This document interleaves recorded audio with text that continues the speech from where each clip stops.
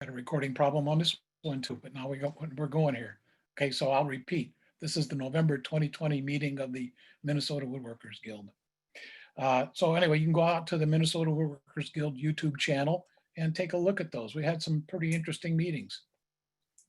And could I make a correction? Yes. This is the December meeting of the Woodworkers Guild. Oh yeah, it is. I was thinking about, yeah, you're right. It is December. Wow. Christmas must be coming, huh? I better get my shopping done. All right. We've been doing a lot about monthly programs, been very conscientious about keeping them coming. I think we've done a good job of having some good variety, and we've been doing this with a very, very small but dedicated group of folks. There's only 4 of us working on this right now. We really need some assistance in a couple of ways. We'd like you folks to think seriously about the opportunity to plan just one of our meetings, to have a program that you feel passionate about, that, some topic or that you would like to share with the rest of our community. And we're talking about potentially 800 people. That's how many members we've got. Right now, there's 86 of us here all talking together. Well, I guess I'm the only one that's talking, but at least we're all meeting together. But please, seriously think about volunteering to organize one meeting in the next 12 months that we can include in our program. Now, one of the ideas that the program committee has, and they're working on a couple of specific things, is there are a number of museums around the country and special woodworking shops and woodworking exhibitions and things of that nature that we potentially could tour virtually. So if someone out there is really passionate about some place they've visited around the country, like say one of the Shaker museums or one of the fine museums on the East Coast that features a lot of furniture, we do want this to be focused on woodwork and woodworking topics. Please let us know. You can always contact us through our website, mnwoodworkingguild at gmail.com. Ed, this is Dwayne Wagner. Can I jump in real quick? We prefer not, Dwayne, but go ahead, you have. No, we'll wait till later. I'll come back. I've got a thought for you here. Something I experienced 2 weeks ago as far as pulling people together. So we'll come back to it later. Yeah, thank you. Yep. All right, so if you got an idea of someplace that we could set up a virtual tour as one of our monthly meetings, please contact us. But more importantly, please seriously consider volunteering to help us organize one meeting for next year so that we can share knowledge with everybody else. Let's see, I'm taking a look at chats here. I don't see anybody who's said that they would like to show or share a shop project.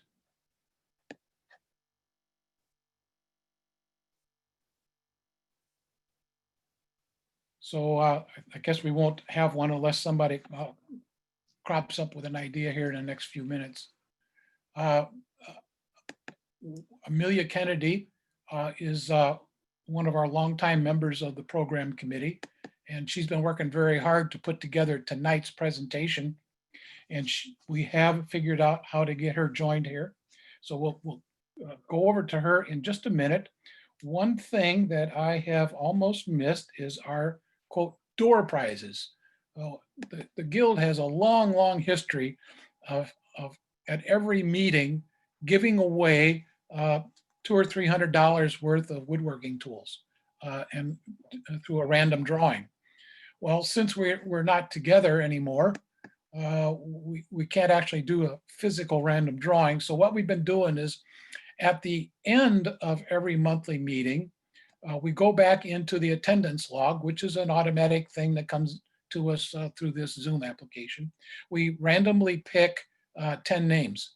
And typically what they get is a $25 gift card. We don't have certificates these days. They're always gift cards. Anyway, they get a $25 gift card that we send to them in the mail for either Rockler or Woodcraft, because those two are both our key sponsors. Now, last month in November, because this is December, so last month was November, I'm coming online. Yeah, we had a special meeting that was organized by Eric Hansen. It was a really neat meeting about making toys for underprivileged children and things like homeless shelters and the like.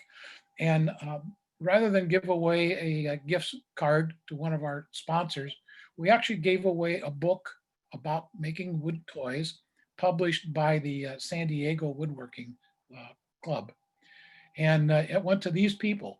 Mark Schmidt got a copy, Dave Davies, Richard Wildberger, Jerome Swenson, Marianne Waters, Jay Ankeny, Mark Brill, Blake Nelson. Blake, by the way, is not on our board of directors, but he's a key member of our organization. Blake is our librarian.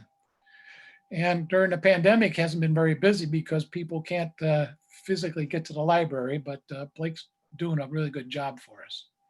The last two people were Steve Rasmussen and Dale Holland. Now, I've heard from two of these folks. They really like that toy book. And I hope they're out there building toys in a fury. All right, so that takes care of our business meeting. Oh, and Blake says thank you for the book. I just got a note from him. And so does Mark Schmidt. Well, good. I'm glad you folks enjoyed that. So it's 7:02. I promised that we should have a business meeting over here by 7 o'clock. We're going to pass this on to Amelia Kennedy, who is on site at the Wood in the Hood operation. Amelia, come in. Hello, I am talking through my mask and I'm about to turn the camera on. Okay, so we are here. We are here with Cindy and Rick, who are the creators of this business. And I'm just going to give you a little overview of where we're standing and what we're going to be walking through. So all the wood that's in front of you right now. First of all, can you hear me all right? You are doing fine. Okay, great. So these three banks of wood over here that are in your view right now are some of the wood that you can choose from. And all of this that goes behind it, it's 3 piles deep. And all of that is available. And we're going to see some of the other areas where the wood is stored as well. So we're actually meeting with you from the lumber store area. And through talking and through a slideshow, and through walking around here, we're going to show you everything about this place. We've got photographs of the outdoor things that we wouldn't be able to see at night. So we've got a full program for you. So I'm not sure how many of you know Wood from the Hood and how, if you know their background, but we're going to kind of go through that just in case they're brand new to you. And I'm gonna hand this over. It's going to be an interview, answer question kind of format today. And we're going to start by talking about what was the thing that inspired this business? How is it that it came about? Well, we had an ash tree that was growing into the foundation of our home, and we needed to take it out because it was wrecking the foundation. Yeah, Amelia, we're going to have to do something about their audio. Okay. Okay, I'll move it up closer. There, can you hear us better now? It's much better, thank you. Good. Well, thanks for having us. By the way, I'm Cindy Siewerts, this is my husband Rick. And I guess what inspired us to start the business in my mind was we had this ash tree that was growing into the foundation of our house, and we wanted to turn it into something. We were remodeling, and it didn't harvest enough material for the flooring that we wanted to put into our kitchen. So we just kind of resonated on that for a few years, and Rick's family business is Siewert Cabinets, commercial cabinet shop, and they work a lot with wood, and I'm an avid recycler, and I thought, well, maybe we should do something with all these trees. And Rick had a lot of connections and started talking to people, and I kept opening my mouth at family gatherings and different things and talking about, we should do something with all these trees and things that are coming down. I had a friend that had a tree service, and he always was trying to give me trees, but when it was just a cabinet shop, we didn't have any of the resources, the sawmill or kiln or anything like that to handle logs, let alone wet wood or anything else. So one thing led to another, and kept talking about it. And finally, my brother-in-law called me out one time and said, well, I got these big oak logs, and are you going to put up or shut up? And so I kind of had to put up. So we took the logs and we figured out a sawyer over in Wisconsin, and someone to dry it, someone to turn it into flooring. And at that time, there was a business right down the street called the Natural Built Home, and all they would carry is or locally produced natural resource products that were for your home. So I went and talked to the gal that owned that and about what we could do, and she said flooring. So we turned it into some flooring. So it was the most local, greenest, most economical flooring that she handled, and that's kind of how we originally got started. and then we had a big request for some trees that were coming down at Silverwood Park, and they needed a whole trailer load of them to take.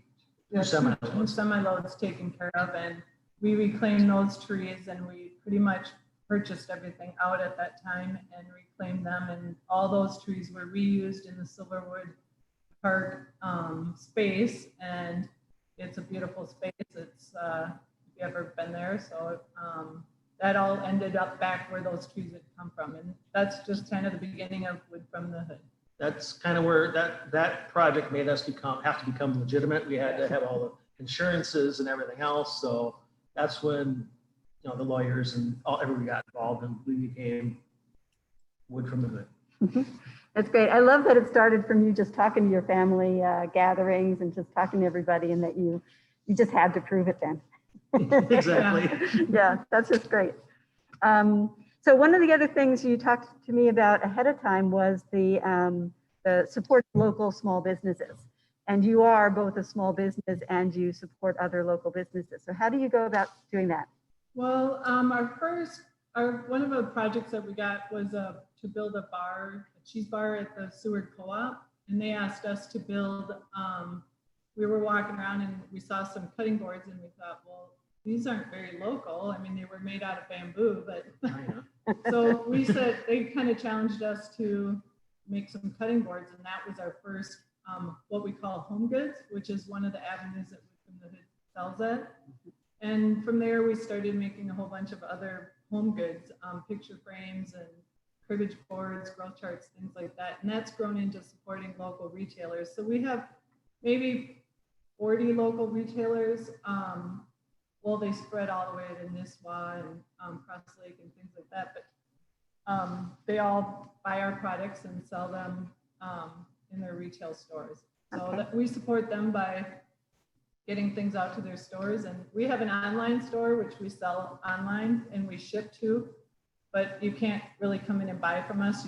We encourage people to go to their local retailers, especially at this time of the year, because Exactly. you won't get it in time for Christmas if you order from us right now, according to USPS. But there's a bunch of retailers on our site that people can buy things at. Okay. So they can go to your site and find out those retailers? Yep. Okay. Good. And the other way we support small businesses is all the people we work with, all of the manufacturers or the partners that we have throughout our custom business and our lumber store that we work with. Right. Like right. our Sawyer and different people along the way. So Yeah. Oh, we've had that's quite a great. few that we've supported.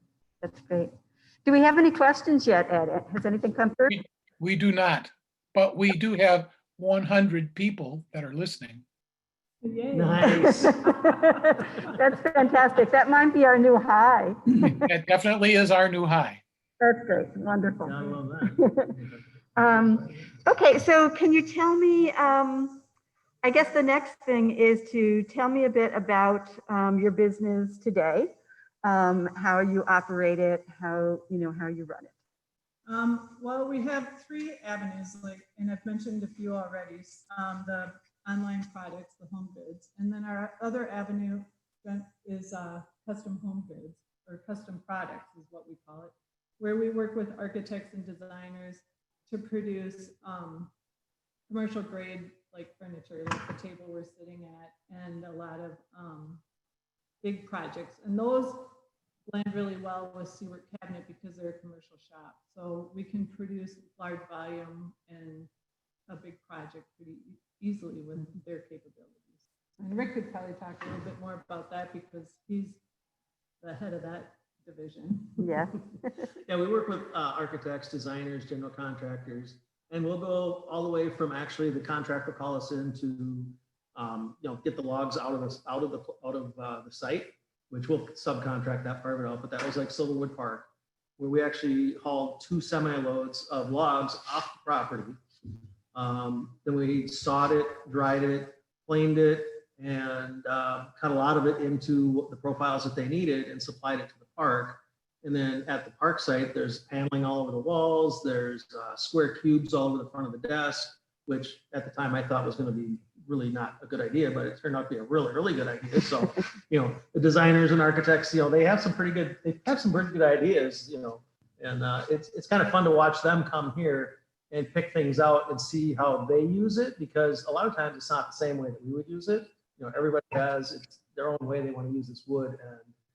And we did a project like that at the Minnehaha Academy site where when the school, they had to rebuild the school, some trees came down. So we cut it up and it got used in the building. Sorry, kind of attached to the story. Yeah. Rick's a Minnehaha Academy graduate. Yeah. Gee, thanks. So anyway, we slabbed it all up and the architects came in, and I'm trying to figure out how are they going to make these twisty slabs that are only 18 inches wide, work of what they were going to do. But we had literally 60 feet of slabs laid out back here, and we had them turned every which way. And we spent probably a couple hours flipping these slabs every which way. And finally, when it got done, it was absolutely beautiful. It was stunning.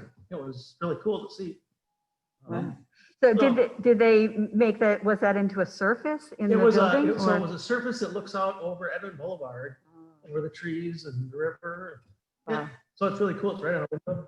And so the back side ended up being straight, and then the side towards the people is curved. Yeah. So it's really cool. It's Wow. So it's fun to see the whole thing happen. Yeah. Is that campus? Amelia, we do have one question that has come in. Folks, do you offer Baltic birch plywood? No. No, we don't do hardwood. Hardwood lumber is our. Yeah. Is Right. To that, I would direct anyone interested in Baltic birch plywood to go to the Minnesota Woodworkers Guild website, click on the links, and you will find all the lumber and plywood suppliers that we've identified locally, and you can talk with them.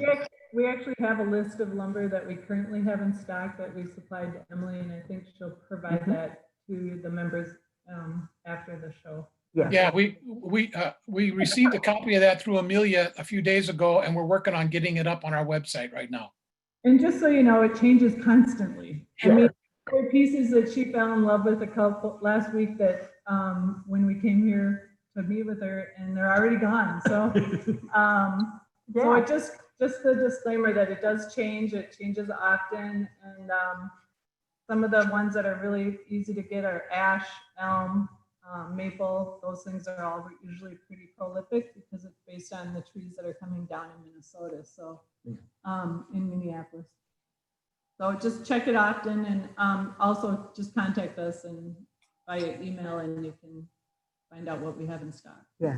Oh, can you tell them how your shop is open these days and how you're dealing with COVID? Well, that brings us to our third revenue, which is the lumber store, which is our stream of business, which we opened right prior to the pandemic. Actually, we had a grand opening in August of 19, August or September, and it was really going well. And we were only open for skeleton hours because We have a very small staff. And then the pandemic hit, and now we are open actually by appointment only, but we're open Monday through Friday, 9 to 3. So there's more windows to get an appointment, but we go by appointment only just because I'm concerned about my staff, I'm concerned about my visitors, and we only allow a customer in at a time. Sometimes they will overlap because it is a big space, but some people take longer to shop. Yeah. But generally, that's how we take appointments. Yeah, it's great. So you have quite an expanse of hours, but everybody has to call you ahead of time or email you Email, to set up a time. yeah. Email's best, and just right on our website, it says contact us to set up an appointment. Click there, and it brings you through the prompts. Okay, great. If there aren't any questions at the moment, I think we can go to the slideshow and start to talk about the process that you use here. And that will take me a minute to bring that up. So be patient. It's the first time we're doing a slideshow along with a live meeting. So let's see how this goes. You must have missed our toy meeting, Amelia. We did a slideshow on that one. I did miss the toy meeting. Yep. Okay, I'm going to actually turn this around and reposition the camera. So can you see that? The Wood from the Hood logo? Nope. Claiming wood from your neighborhood. Okay, I have to do one more thing then. We can see you. Yeah, hi. Here I am. I'm going to have to share the screen. I forgot to do that. Yes.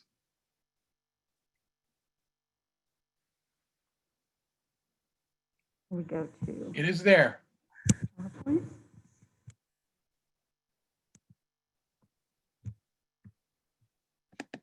How do you see it? Yep. You see it. Very good. Okay, so this is the beginning to get us started here. Why don't you take it, Rick? Okay, so our major supplier of trees these days is actually the Minneapolis Park and Recreation Board. And we tried to work with them for a few years. It didn't go over real well at first. You know, we had to work on them for a couple of years, but they finally found it necessary that they work with us. And so we started kind of a pilot program of how we're going to do it. And so we ended up at first just kind of driving around, and we'd see trees that we'd like, and we'd like paint a big, green dot on, or we'll paint a big white dot on it. And it's like, well, you can't do that. That means something else. So we kind of settled on blue dots. So if you see blue dots on trees around the city, that's us. So typically we put a blue dot on the tree and we write the last 2 digits of the zip code on the tree. So when the tree comes to us, we can track it by the zip code that it's come from. So now the city will actually give us a list of the trees coming down. We'll go through that list and sort it, on the trees that we want, we don't want. A lot of times, they'll have a lot of trees that are 6 inches in diameter, and it's not something that we can really use. So we'll sort it by the size of the tree and the species. And then we'll actually go out and look at the trees, and anything we want, we will put that blue dot on it and the last 2 digits of the zip code. For the most part, those trees will either end up at one of the city's tree yards, or they will end up in our backyard. We pay the city for the trees. The trees are not free. They have to justify, someone getting the tree. So we have a contract with the city to supply us with the logs so they don't get turned into mulch. They come here and they can live on a piece of furniture either made by us or you for who knows how long. And then we also use local arborists in town that we know that are conscious of this what we do. They like what we do, and so they'll provide us logs also, and we'll compensate them for that for their transportation costs and things also. Yeah, one time Brett Tree painted on their truck, #1 supplier to Wood from the Hood when we first started. Yeah. Oh yeah, that was funny. Yeah. Oh, that's great. Yeah, Brat Tree actually was using us to advertise their business. And that's a way for them to become more, environmentally conscious, and that they Right. know that. Yeah. Right. We actually had a tree service lose a job because they wouldn't bring the log here. Yeah. And it was a big tree service. Wow. They called Okay. us pretty much quickly after that. Yeah, yeah, good. It was Good for fun. them. Good. Okay. Now, from the city, are there certain kinds of species that you get from the city and different ones from arborists, or how does that work? So the city, we mainly get the ash and the elm from the city. And local arborists, they all know that we're looking for elm all the time because elm has become kind of our poster child of woods because it is so pretty and, people see it and they want it. It's pretty. It's really pretty wood. Ash is nice too, especially, we've got a really big influx of it right now. So we're trying to come up with different avenues for ash because ash isn't really a big, widely used wood in this part of the United States. I guess it's more of an East Coast kind of a thing than it is a, central. That's why we started to do the thermal modification thing to add a little bit of pizzazz to that wood. So, Well, and we'll see the thermally modified ash in a little bit, but I just wanted to warn you, that's why we're doing the thermally modified. That's the main reason is to use an underutilized resource, to be able to get more of it out into the community. Perfect. Yeah, we'll get into more detail on that. So that is our yard where we have dogs are on the right. And there's not too many of them there on this picture. There's a lot more there right now. But then again, on the lumber side, there's not as much lumber sitting there right now because our kilns are up and running real well. You can kind of see we are right. I mean, that's the US Bank Stadium kind of in the background there. And we're literally 1.5 miles from US Bank Stadium. The bridge you see there is the Olive Sabo bike bridge that goes across Hiawatha Avenue. So that kind of gives you an idea of where we are at. So if you're ever biking down the bike trail and see all our logs and wood, that's where we are, is right there. We're right in the heart of Minneapolis. So they go from log to the sawmill, and then from the sawmill, they go to the air drying process, which is on the left there. Yep. Before they go into the kiln. Yeah, before they go in the kiln, right? And we'll show you more of that. Yep. too.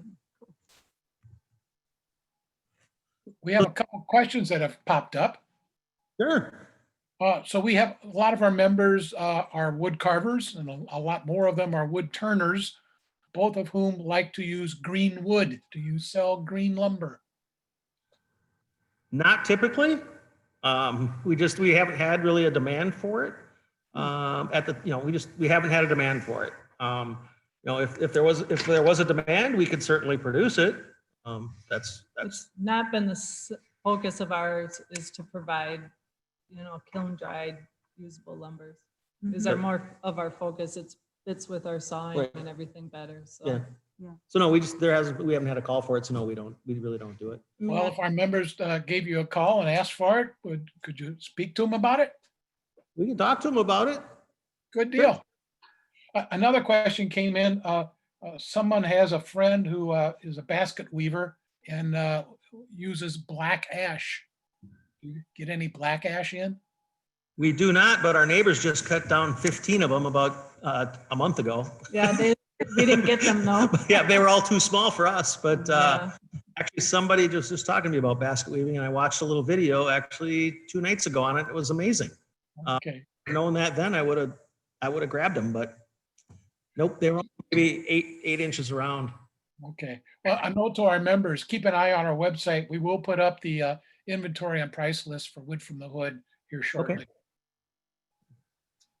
That's it for now. That's it for now. Is that it? Okay. Yep. So this is a picture of our Locust sawmill. That's a chainsaw mill with a 23 horse engine on the one end.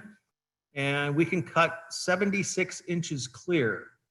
So that chain on that bar is 15 feet long. Like I said, we can cut 76 inches clear. So that's not even close to maxing the mill out right there, but it's basically a manual machine. Start it up. It does have electric start though, but start it up and you manually push it through. We have installed a winch on it now, so it does make things a little bit easier with the winch on it. But that is how we take care of the big slabs that come out of the city. And believe it or not, you see more big trees come out of the city than you do the forest. So, 'Cause yeah, people say yeah. that. I mean, the trees in the forest grow big and straight and they've been logged off once already, Mhm. typically. And stuff in the city the elm trees get gigantic Yeah, Yeah. right. and cottonwoods. Well, we have a video on the next slide Yeah. here. Oh, This is a time lapse. It's pretty fast. Yeah, it's pretty fast, isn't it? Couldn't be as fast as Pay it attention. went. Pay attention. Oops, sorry, went back there. Oop. All right, let's go back where we There were. we go. And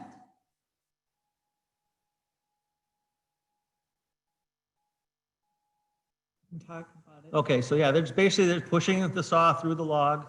This generally takes about 10 minutes per cut, not 10 seconds, but that's basically how it happens. And then there's a winch on each end of the sawmill, so we'll crank it, see the little winches there? And there's a gauge on the side of each pole. And so we'll set it each time for how deep we want to cut, and we'll crank it down typically 3 inches or so, depending on the tree, but typically it's about 3 inches. We'll crank down each time and push it through again. geez, it did it again, sorry. Getting the hang of this. Well, not getting the hang of it. Oh, she's gonna play it again. Okay. There we go. That whole system kind of knocks down. You can put it on a trailer. Takes maybe 20 minutes to set it up or so, half hour. And I noticed that you have it set up inside for the winter. Well, it's just on, that's on its cart inside. So yeah, it's all kind of laying flat on the cart right now. Yep, for the Okay. Yeah, winter. we don't saw Yep. them. Yeah. Amelia, you've hit your 7:25 time mark. Okay, thank you. That's great. All right, then this is the wood miser. So this is a wood miser sawmill. This is an LT40, super hydraulic, wide even. This is a sawyer that we bring in. We typically bring in sawyer for a couple months out of the year. And during that couple of months, they will pretty much cut as much wood as we'll need for the year. We keep them busy, you know, full 8-hour days. And we have a helper or two with him. So I There we was, go. I was actually turning the sound down. Oh. And Folks, do you do any quarter-sawn lumber? yes, we do. We'll have quarter-sawn, oak, and ash. We typically don't do the maple, but we do oak, and we'll have quartered ash. And that's on the price sheet that you sent us. Yep, that should be on there. Yeah, so keep an eye on our website, folks. Yeah. We don't, it's, Yeah, so this is basically this is a hydraulic sawmill, so it's pretty much all automatic or pretty automatic, and they'll produce a couple thousand board feet a day on that thing. And like I say, it's I think it's like a 40 horse or 42 horse diesel on that one, and it's portable. And like I say, he comes in for a couple of months during the summer and saws away. So it goes from that sawmill, then it'll go on the stickers, and then it'll be air dried for, depending on the thickness, but anywhere from a couple months to a couple years. Yeah. I'll run that through this time. Okay.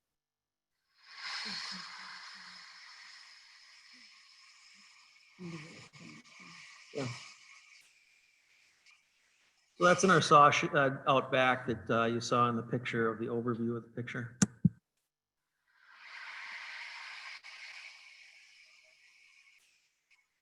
And the thing dangling kind of out in front there on the right is a debarker. Kind of takes the bark and any dirt and everything off the side of the log before the bandsaw blade goes through it, to kind of get any rocks or dirt or mud or anything off from the log, to try to keep that blade as clean and sharp as long as possible. How do you know if there's any metal in your tree? Well, the saw will find it for sure. Typically, we'll run a metal detector over all of the logs ahead of time. We've got a couple different metal detectors. One is the one you see the guy walking down the beach with, you know, and that one will scan, you know, maybe 6 inches deep or so. And then we have another one, the one you see when you go to the airport and they scan you. We got one of those, and that goes about 2 inches deep. So we'll use both of them. The big one, if you see something, then we'll go with the little one. If we don't feel it with the little one, we know it's more than a couple inches deep. So we'll feel free to maybe take another slab off, and we'll check again. And depending on the species, if it's walnut or something, we might just cut right through it because we don't want to cut a electrical outlet hole out of the log. But if it's ash or something, we'll actually go in with a chainsaw and cut a couple slots and dig out metal and things. But we found everything from arrowheads to bullets to 1/2-inch bolts to threaded rods to Cement nails are the worst. They trash a blade in 1 second. We And can, that's- we can cut through a 1/2 inch carriage bolt, but we can't cut through a cement nail. And that's one of the reasons it's kind of an expensive process is because we're sawing one log at a time where a commercial sawmill is sawing lots, they just load them up and they're Mhm. trees that are growing just for milling, so Right. they know they're safe, so. Yeah. Urban trees have Mhm. urban problems, which is metal. Yep. Yeah. Almost more trees than not have metal in them. It's, Wow. oh yeah. And we've got a bucket of stuff here, and when we walk around, we can show maybe a couple things that we've found in metal. In fact, I don't know if that piece of maple's still over there. Yeah, Our tap hole maple that has the tap cut off in it. Oh, Maybe. yeah. I think it might be, not sure. Okay. So tell us about the Wood Whiz. So this is the Wood Whiz, and this is a piece that we bought. It came out of actually Australia, and that machine will flatten a slab up to 6 feet wide and 17 feet long. And we were looking for something because flattening slabs, it has to be done because when you cut it through a slab of wood like that, you're cutting quarter-sawn, plain sawn. You got the pith in there sometimes. And to keep that slab perfectly flat during the drying process is virtually impossible. You can get it close, but it's not going to be perfect. So an elm is one of the twistiest woods you'll ever want to dry. So in building a conference table, you need a flat, true slab. So unless you want one of your legs hanging off the ground or one leg longer than the other, whatever. I mean, lots of things can be done. But anyway, so we purchased this Wood Whiz, and basically it's a big table for flattening your slabs. That's a 5-horse router with a 6-inch diameter cutting head on it. We fasten the slab down to the wood decking and start milling at it until we get one side flat. Flip it over and mill the other side flat. So all of our slabs that we have in inventory on the racks behind us have already been flattened. So that's a key thing, because if you've ever tried to flatten a slab with a router sled and a 1-inch bit, it takes a long time. So that's one thing that we offer that, you know, some of the other people don't. I mean, Well, we might want to put a little disclaimer on that. We offer that service on our slabs, but we actually we don't Wood Whiz anyone else, any outside slabs. So it's not a service you offer, it's just Typically, a. no. No, it's we just on offer your it on the slabs. slab you might purchase then, Mhm. because they aren't all Wood Whiz, they're just touched up, but we can offer that for something you buy from us, but not something you can't bring it in. Okay, great. Question came up. You clearly you air dry your lumber before you kiln dry it. Do you sell any lumber that is air dry only? We do not. We Tip only number- sell kiln dried lumber. Okay, so there should be a market for that because a lot of folks do steam bending, and air dry lumber does steam bend better than kiln dried. So you might get some questions about that. Okay, heads up. Heads up. All right, what do we have here? So this is the smallest of our 3 kilns, actually second smallest. This one will hold about 1,500 board feet. We use it a lot of times for big slabs like this, so we only get a couple 4 of them at a time in there. It's about a 6-foot high opening, 4 foot wide. And this kiln actually uses just heat and ventilation to remove the moisture from the wood. So basically the chamber will heat up to a certain temperature, and then after a allotted period of time, it will vacate that air and bring in fresh air.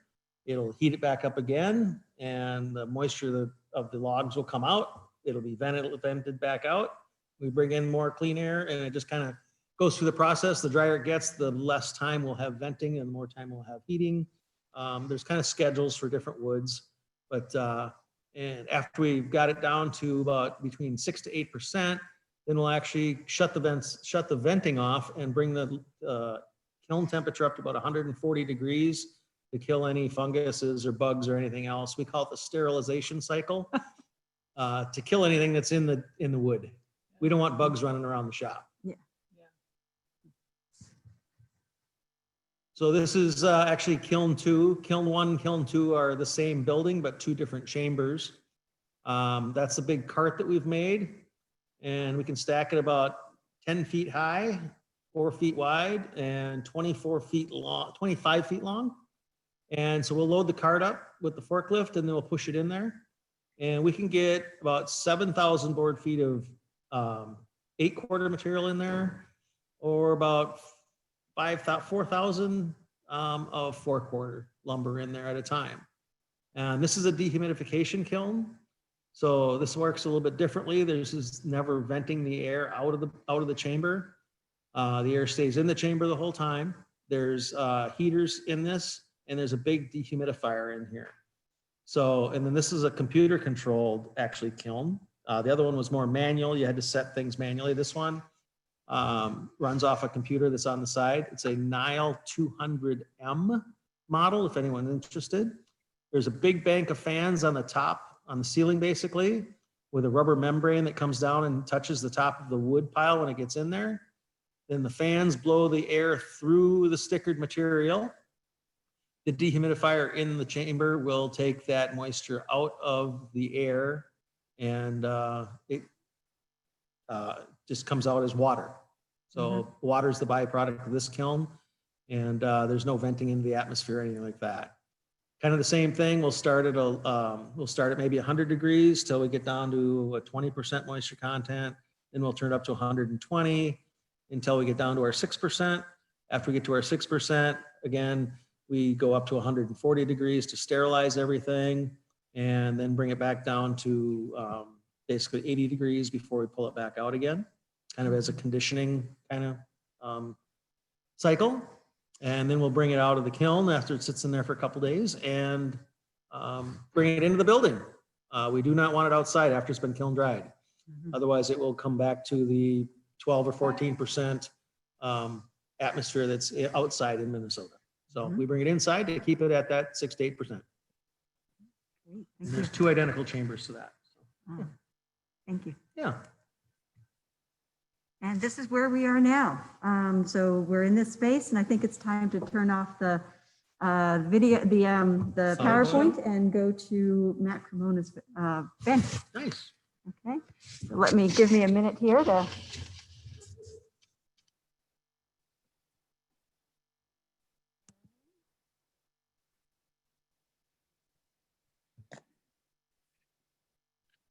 Okay, we're going to move around. Let's go over to the bench. How's that?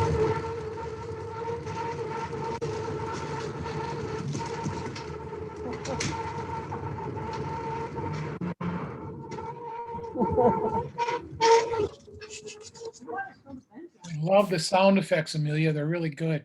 Yeah, you like that? The wheels. All right, so tell us about the bench. So I think Matt's watching right now. Matt Cremona built this bench. Oh, need some audio. What's that? No audio. Can you hear me? I can hear you great. We can't hear them at all. Okay. I'm gonna move it. It's right here and here. Oh, okay. Can you hear us now? Okay. So talking about the thermally modified ash a little earlier, and I think Matt's watching, so he's probably jealous because Matt is watching, yes. Great. Hi, Matt. So when we started doing this thermally modified ash, I think we piqued Matt's interest. So he came into the store and he purchased some 8-quarter, I think 6-quarter and 4-quarter ash to build this bench out of the thermally modified stuff. And so we had to give him a little plug because he borrowed it to us, and we might have it for a while. Yeah, We should show it off. Yeah. Well, we can show it off. there you go. I'm gonna hand hold the camera for a minute here. Move around this. So he Yes. built this, I believe, about a year ago. And it was kind of a test just to see how things would go. And it's still looking pretty good.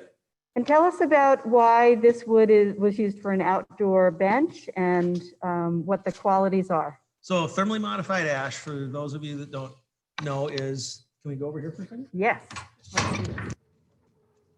By the way, Matt says he wants the bench back. Well, possession's 9/10 of the law, I think. And there's a pandemic going on. Yeah, there's a so pandemic, so you have to make an appointment. yeah. So this is thermally modified ash. This is what it looks like in its raw form. And that color is all the way through the material. I just wanted to, Amelia did it. So that's just kind of, clear with a little finish on it. It's actually a really pretty wood, and that's, like I said, we thoroughly modified it because of how much it changed the color, and we have such a demand for walnut, and we wanted to have something that was similar to walnut, different but similar, and this is kind of filling that gap. We do a lot of like Cindy's home products. We'll actually offer in the thermally modified ash, and it sells good. It sells good in the lumber store. And it's selling pretty good in the lumber store too. Yeah. Actually, we just did a deck out of it. So if people follow us on Instagram, they'll see the deck that we just built out of the thermally modified ash also. And the so nice thing people like about it is how the color goes all the way through. Yeah. All the way through. Yep, the color does go all the way through. It is, in the thermal modification process, they bring this up to about 375 degrees. And it's about a cycle, it takes about 72 hours. It's in a low oxygen environment. They use nitrogen, so they don't light the stuff on fire. And we have to do about a semi-load at a time because the kiln that we have do it is about 8,000 board feet at a time is what they're looking for. So it's a semi-load of material at a time that we send up. And they thermally modify it. We bring it back here and we'll turn it into either 4/4, 6/4, 8/4 material. And hopefully in the spring, we have an offering of actual decking for your home. Using this material, it is, the only word I can use is it's a little bit more brittle, but I hate to use that word because it sounds not real good. But if you run a router across it, you're not going to get tear out. You're not, you just don't get that anymore with this. It's a lot stiffer and it's more brittle, I guess, but it's not. But is the brittle really, is that an element of you have to screws and things like that? Yeah. So yeah, that's a good point. You will want to pre-drill for things. You don't want to just start running screws through it like you could with elm or something like that, or maybe even ash. I mean, typically you're going to pre-drill most of this stuff, but this stuff you do need to pre-drill and kind of watch it a little bit. Yes, you do. Okay. Yeah, you do. But How does the process affect its rot resistance?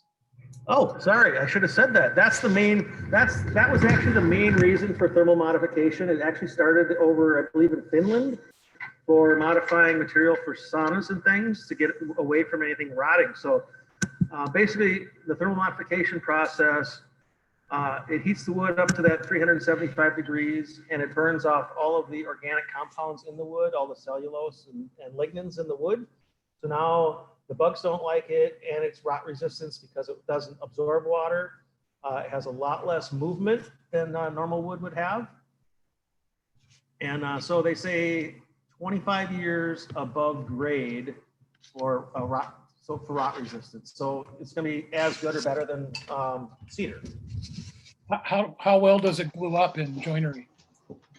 We've just used regular glues and things, and it seems to have works just fine. We do a lot of tables and things out of it.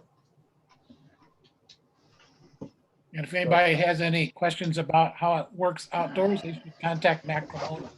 Yeah, Matt. More than- Or you can go to our Instagram account. You can see what it looks like freshly put down. Okay. Wood, Minneapolis. Wood from the Hood, Minneapolis is the Instagram account. I believe it's on Facebook also. There's pictures of it also. And we'll be following along. If you don't oil it or something, it will turn gray just like anything else. Matt's bench has started to gray out a little bit because it's been sitting outside under a tree somewhere, I think. But it's been a good wood for us. Like I say, both interior and exterior. I mean, it's probably more interior than exterior, but it is good for outside above grade for 25 years. So, like I say, the process has been around here for, I think in the States, maybe for 20 years, but even longer over in Europe.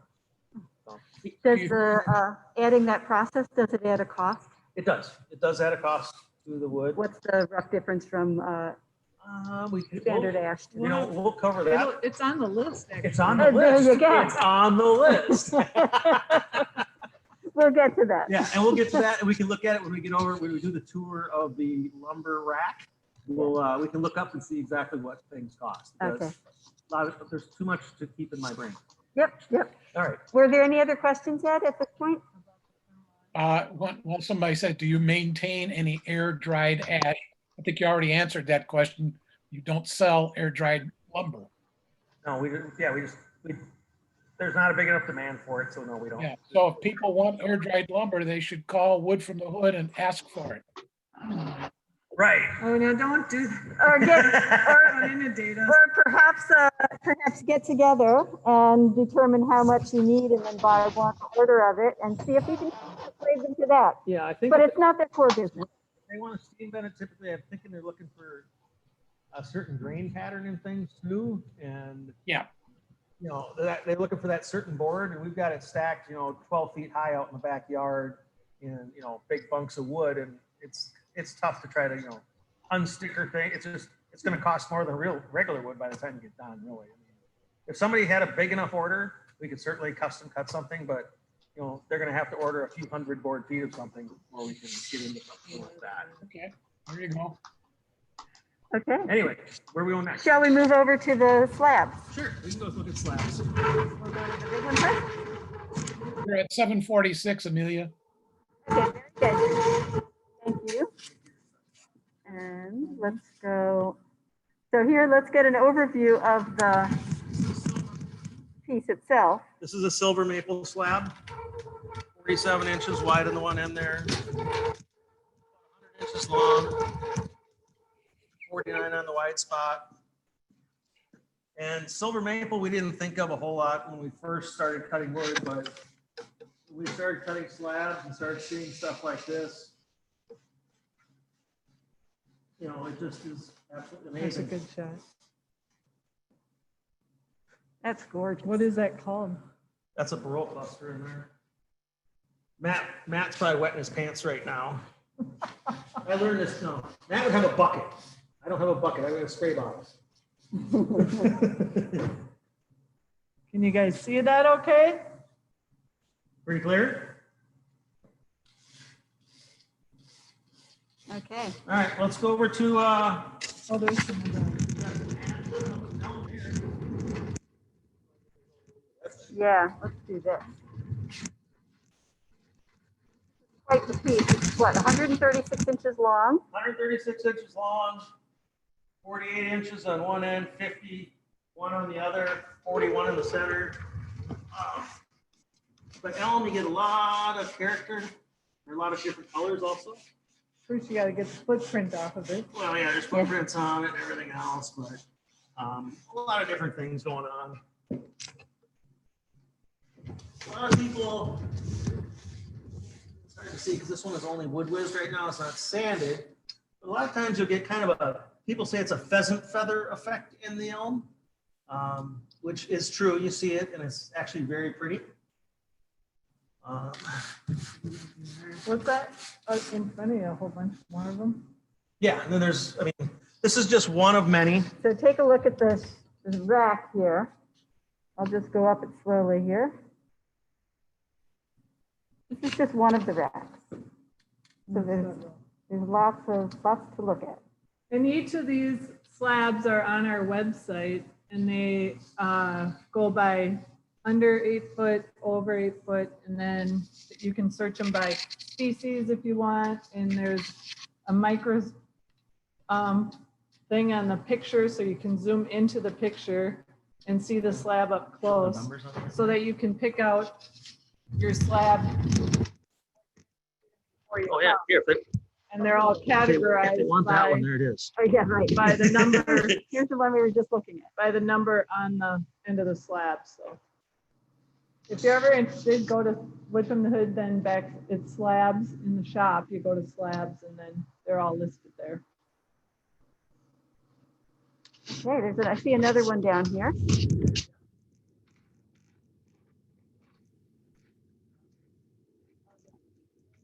I have a question. How well does the thermally modified ash accept finishes? Wonderfully. Well, here's a story I'll tell you really quick. The Ipe oil that I bought for my deck, it said that it takes about 200 to 300 square feet per gallon I had about roughly, I covered, I think it was about 900 square feet when you count both sides and edges. I covered 900 square feet with 1 gallon. So the oil actually doesn't soak into it a lot because of the hardness and things. The oil doesn't soak into it a lot, but it looks really great when you put a little bit on it. So What about a regular? regular finishes, it takes really well. We do a lacquer finish. It goes on really well. It sands really smooth. It's finished, takes finishes great. Very You know, good. We've got some smaller samples around. If somebody wants to try something out, there's some small pieces laying around that, you know, you could get a small piece, play with it, see what you think. But just tell them Rick sent you. Some walnut, got to do the walnut crotch. Hopefully you can see that. I think so. But yeah, It's amazing. it is. It's just amazing. That one is. And there it is. There's the price. Yep. 15% off for all guild members though. Bring your card. Bring your card. There you go. A good reason to join the guild right there. 15% off a $500 slab. Yep, there you go. Worth the membership right there. Absolutely. That one's really That pretty. one's really pretty too. Yeah, look at that. That is just stunning. You gotta go down. That's gonna be a coffee table for somebody.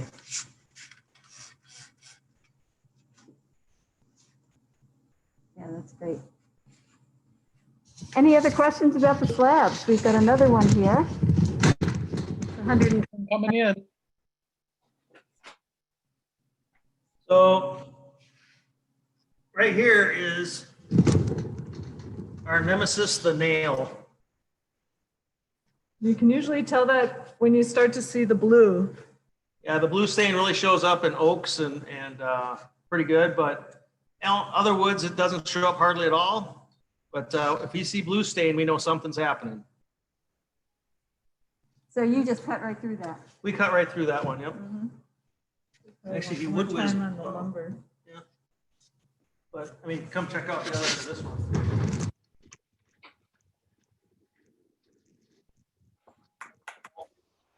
This is really, I'm going to get in a little closer to this one here. Yeah, get up right in here. You might want to tell them what that's called. What's This is spalting, where the actual wood started to rot away.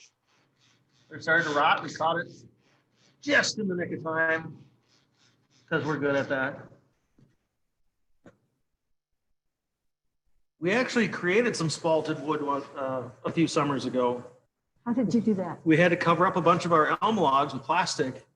And so we created basically a sauna, or a big, sauna underneath all this wood. It was just sweating with water underneath there.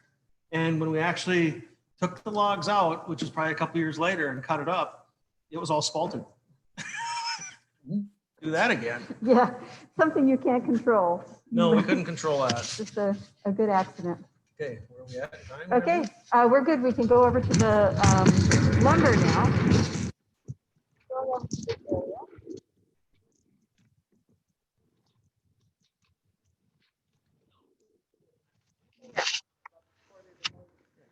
Yeah, the Quarter-Sawn, there's some Rift-Sawn, I think people might be interested in.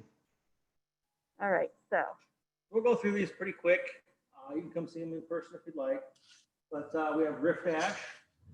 We have some rustic white oak because everybody's picked through it, so all that's left is rustic stuff now. We have just some ash, some select and better ash. It's all sorted by the zip code that it's come from. So all these tags up here will have the species, the thickness, the cost per board foot, where it came from, and the zip code that it's come from. Out of it's 55406 because it's right here in the city, but we do have stuff from as far away as like Faribault, where we worked with another tree service that had taken a bunch of trees down in the tornado that hit down in that area. Modified ash. Again, you'll see that. We have some quartered and rift red oak or white oak, sorry. Oh, that quartered drift white oak is $9 board foot before your discount.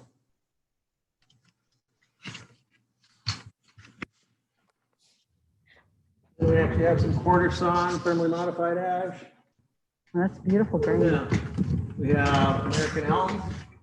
And all this is 4/4 for the most part, but that modified ash was some 6/4. Elm, 4/4 elm, just in lumber form. Here's the walnut. This came from the Faribault tornado in 2018, so it's from 55021. That came from our friend Matt Collins. What are the lengths of these boards? These are all about 8 feet, but some of them, like the ash over there, is 10 foot. We do have longer boards than 8 foot. We try to keep the racks kind of stocked with the 8-foot material. It's easiest to handle, but we will throw some 10-foot stuff on things in also. Okay. So there's some 10 foot. Yeah. This is natural edge red cedar.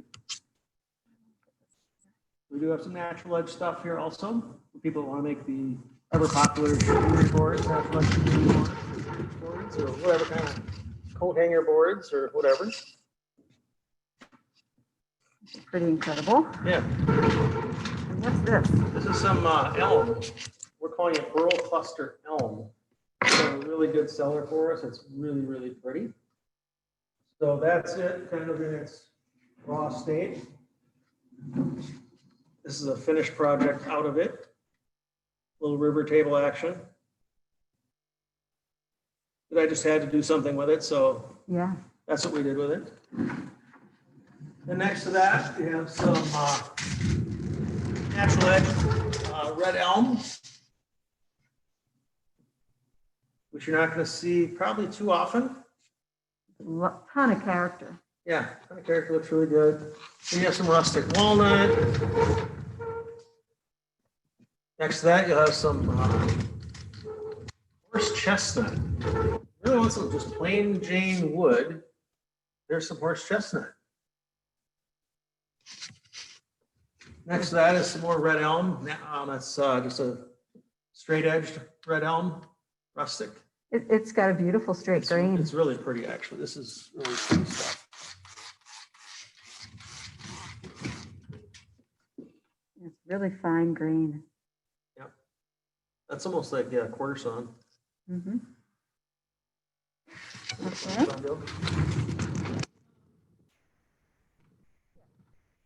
Okay, here's something that a lot of people, they see this tree every day if they're in Minneapolis, but you never know what it is. So this is hackberry, and it'll be this yellow to brown color. It's kind of really pretty. Kind of characteristics similar to ash, but it's a little bit lighter, not quite as hard and not quite as dense. After that, we have some natural edge thermally modified ash. After that, we have a little bit of hickory, 4/4 hickory from Woodbury. This is some 6/4 thermally modified ash. We have some straight edge red elm that is plain sawn.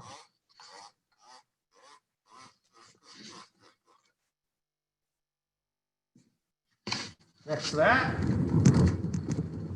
we have honey locust. Probably the hardest, densest, heaviest wood we have here is honey locust. Kind of a real pinkish wood with a kind of, when it's first sawn, it's almost a bright yellow sapwood. Yeah. Then we have just some selected better ash. Next to that, we have some just rustic red oak. Don't sell a ton of oak right now, but we've got it here. Yeah, as soon as then we'll sell it.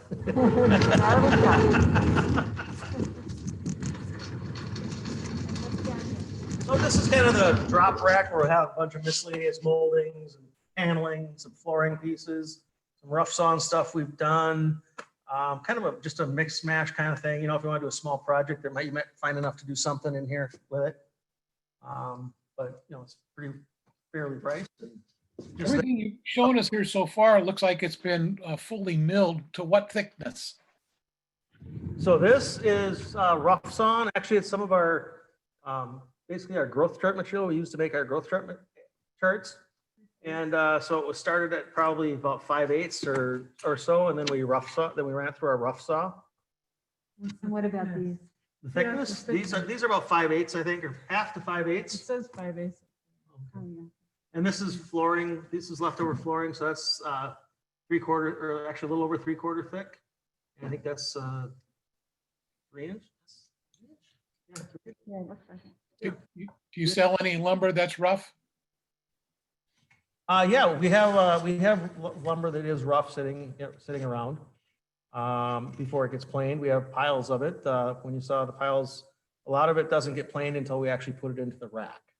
So, sorry, I was looking at the screen, not the camera. No, that's okay. But, I didn't have the camera on you for part of Okay, that time. okay. So there's a couple different things. When it comes off the mill, the band mill, it's kind of just a rough surface.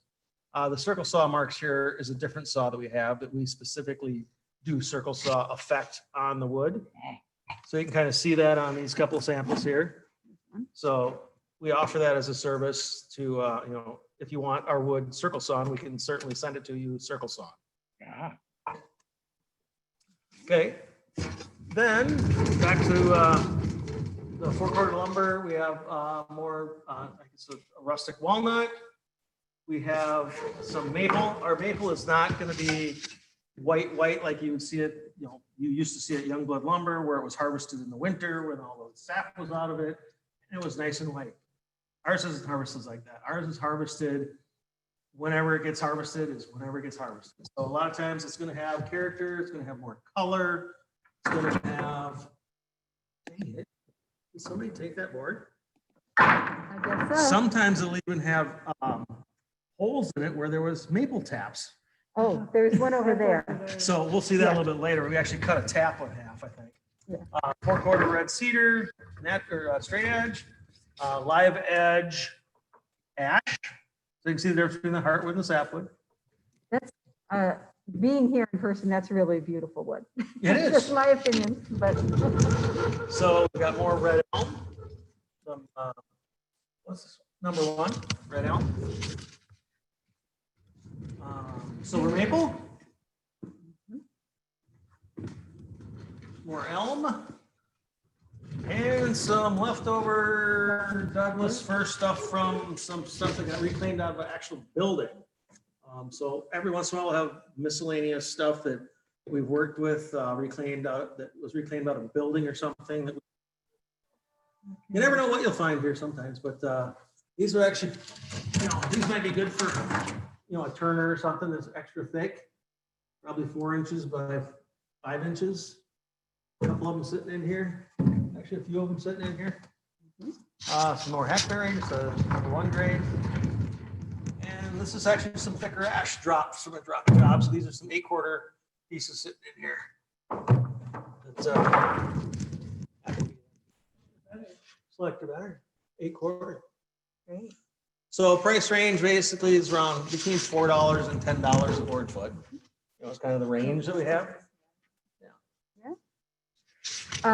Any questions? We're going to head over to a different section next. No, we're clear on questions for the moment. Okay.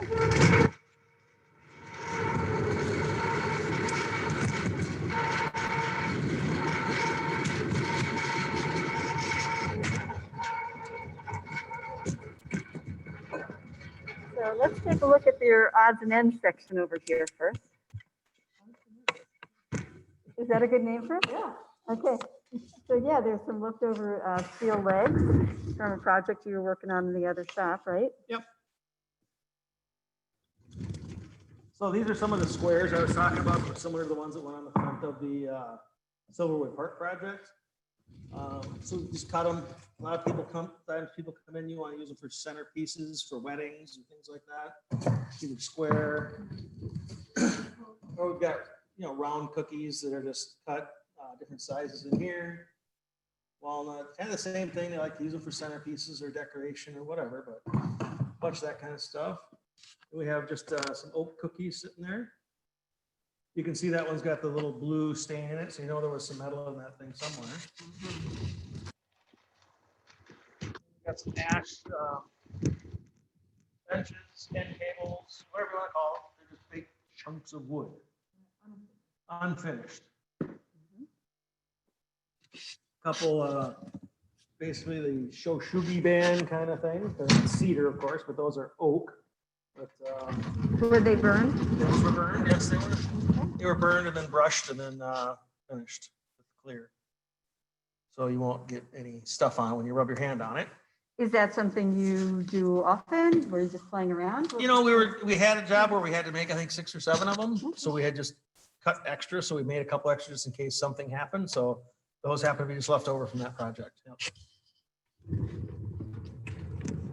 So this is kind of the odds and ends rack kind of stuff, where we'll have small pieces that have been cut off a slab, cut off lumber. They're all kind of just marked individually. So you kind of just come dig through it, get whatever you want. I mean, there's just small pieces of walnut, you know, just weird stuff. Just too nice to throw in the fireplace. I think this is the Marge Simpson piece. No, that's not it. Marge sold. We had one with bark on it, looked like Marge Simpson's hair. Oh. And what's this piece up front? This was a piece that someone started on, and they got partway done, and decided it didn't fit anymore. They replanned things. So this is a piece that already had some epoxy work done on it, and just a project that was never completed. Isn't that a beautiful shape though for a desk? Well, for a desk, It it'd be a is. great shape. Yeah, it could be. And it's a That's- great beginning. Otherwise, just more kind of drops. This is where that piece was with the Oh, tap in it. It was in Yeah. this section right here. I think it might have been. I think it did. Or was it? no, it was longer. It's right here. Oh, there it It's is. right There here. it is. Hold on. Here we go. So, going down here first. So this is the maple that we were talking about, and this is actually a tap hole where this tree had been tapped for maple syrup earlier in its life. And one thing that we saw last time we were here was, we go down to the other end, there's another tap in it that we actually cut. It's still in there. It's still in there. So that's this piece of steel. Well, I don't think it's steel, but it's probably cast aluminum or something in there because it went through the planer and it didn't really wreck anything. But yeah, so there's actually a piece of tap in the piece of wood still. Oh my, I have no idea, but it's old. But I'm thinking maybe just that tap hole should be $15, not the whole board. Yeah, it's actually really pretty good. Oh, yeah, you want to see There it? you go. Bring the water bottle. Green water bottle. I mean, that would be a cool one. It's kind of cool. I especially like that tap. But anyway, Great. And then there's this other section over here. And this is our last area here. So store up your questions, put them in the chat while we show you the last things over here. so this is just more slabs again, more drops, more one-of-a-kind kind of things that just end up here because they don't fit in the pile somewhere. So that's where they end up over here. Sometimes this rack will be overflowing. Right now, there's not a ton of stuff in here right now, but Throw them all back. Spray that one. which one? Yeah.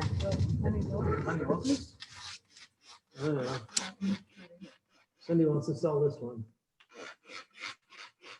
Because it matches her hair. So pretty.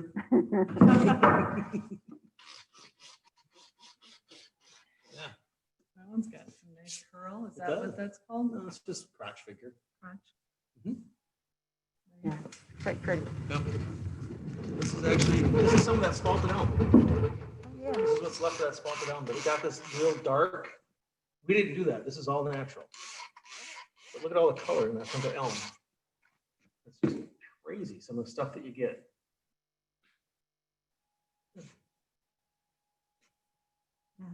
What's this piece back here? That piece right there is some ash. Yep. That's actually a big slab of white pine.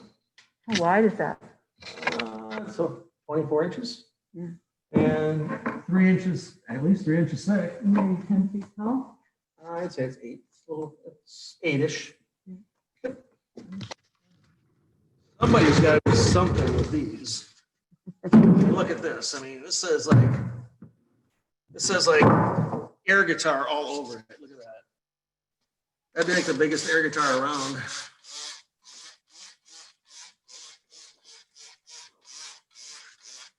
Probably the longest air guitar around too. That's probably a 9-foot piece, but that would be Oh, yeah, it awesome. goes all the way up. Yeah, look, it goes all the way up. Yeah, There's a short one and a tall one. yeah. Goes You all have the way to up. blend it into one handle. You can blend it into one handle, yeah. It could be a 6-string on this side and 6 more over here, maybe.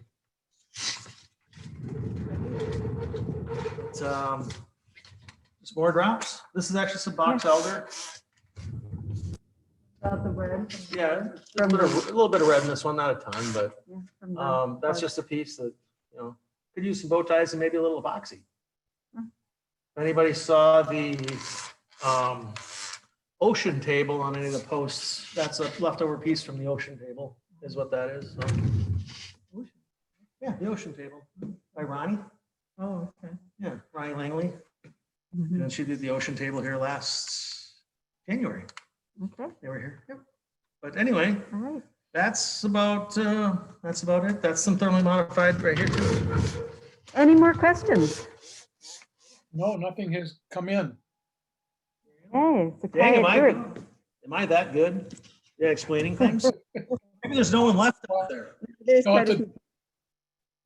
To deflate your ego, we've lost about 20 people on the call, so, That's pretty good, I think. yeah, it is actually. No complaints, no No complaints. complaints. Well, thank you, everybody. All the information about Wood from the Hood is on the site, or will be within the next couple days. Check out that list of what wood is here. One of the things I don't know that we got into enough was how the wood changes all the time. So this isn't like walking into Home Depot where they're ordering just what they want to fill the stacks. Can you explain that a little bit, why that is? Yeah, I mean, we get trees in every day and we cut them to the best we can. I mean, try not to waste a whole lot. So most of the stuff we cut for best use. So it's gonna be random widths and lengths. We do cut some widths for products, for like growth charts and some of our different products. We'll cut certain widths for those that we have around, but otherwise everything's gonna be pretty much random widths and lengths. Well, and And- we cut for our custom projects. And we do cut, I mean, custom projects. Yeah, that's why we cut all our slabs nice and thick.